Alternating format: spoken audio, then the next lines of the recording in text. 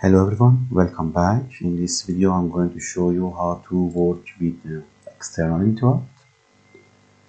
First we should create a project.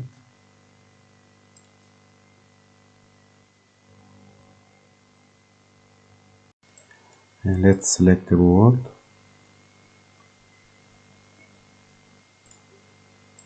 STM32 HAL.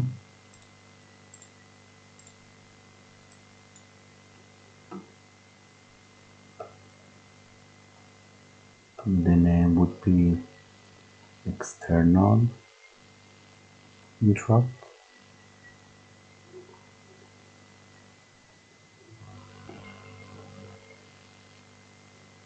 Next, finish.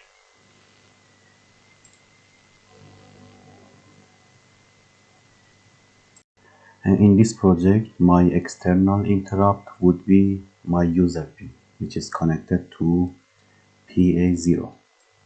So we go to PA0 and search for external interrupt.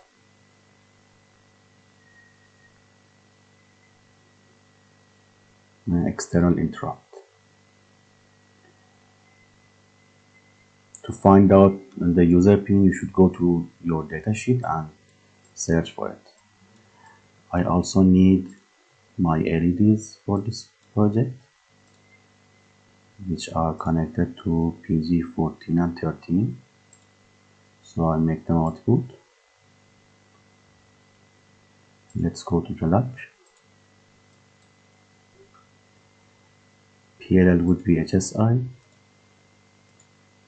8. That's set. Let's save it.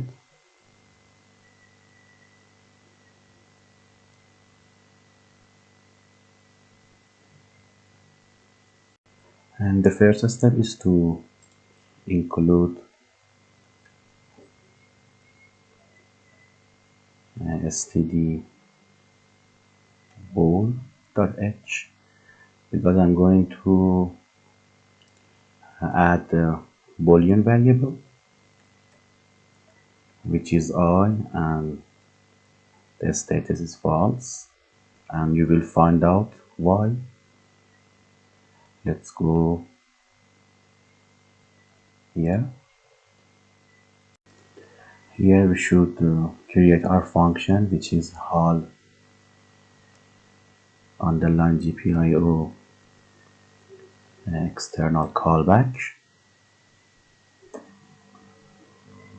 Alright, create a function.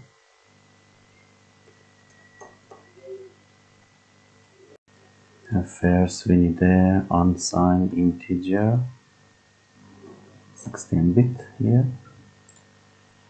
Then if a statement,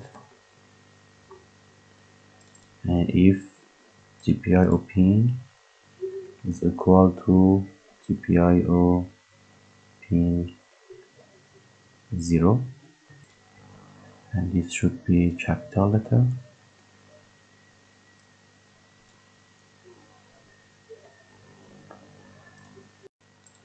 First we should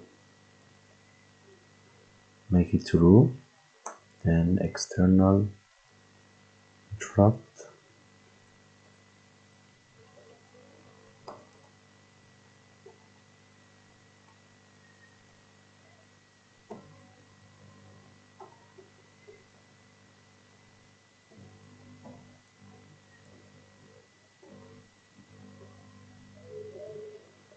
You can write it like this as well.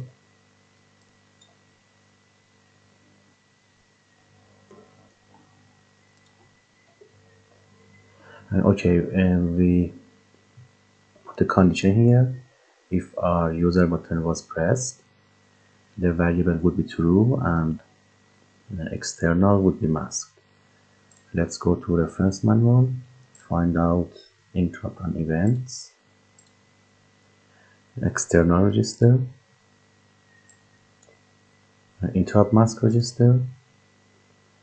Here if you put 0, in any of these bits, it would be masked. So I put 0 in 0. If you want to clear the bit and then make it masked, it would be like this. And our function is completed. Let's write our project.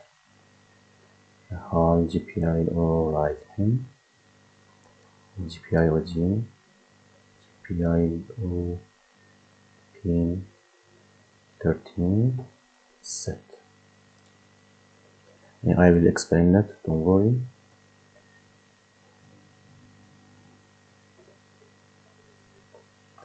Okay, one of my LED is always on, and by pressing my user button, I will turn on another LED.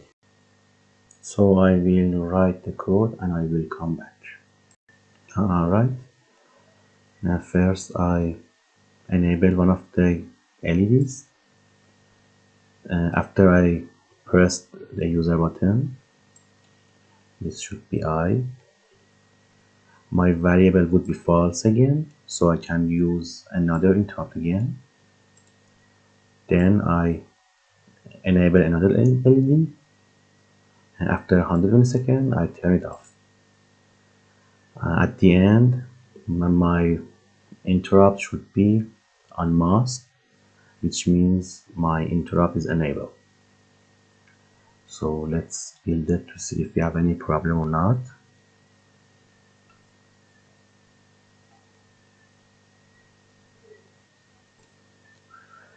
We have no errors but one warning. Let me see.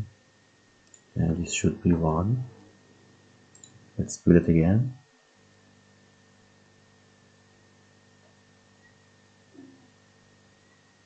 No error, no warning. At this point, our code won't work because we haven't enabled the interrupt. Let's go back. Let's go to GPIO and BIC. Here, external interrupt should be enabled. Save it.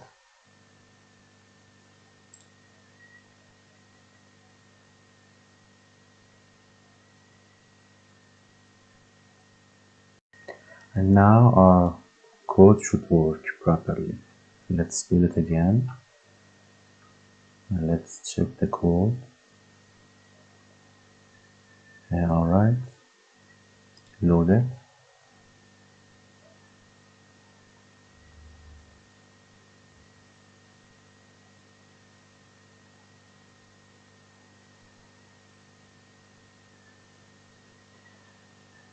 As you can see, one of my LEDs is on, and whenever I press user button, another LED turns on.